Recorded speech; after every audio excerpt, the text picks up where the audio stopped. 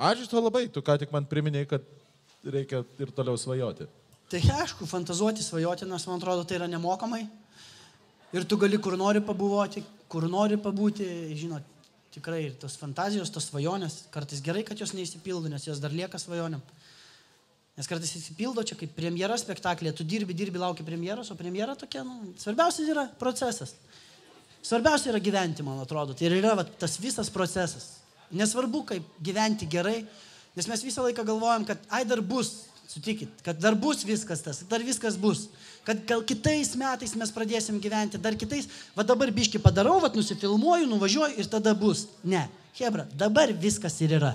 Tai todėl linkiu jums žiauriai gero 100 metų proceso ir mylėkit vienas kitą, kuo daugiau meilės, pinigų daug turėkit, keliaukit, žodžiu, gyvenkit Kaune, mylėkit Kauną, atvažiuokit į Vilnių, žiūrėkit Justiną, žiūrėkit, ką norit. Žodžiu, gyvenkit ir mylėkit gyvenimą. Svarbiausia gyvenime yra gyventi. Viskas, ačiū, viso gero. Čiau.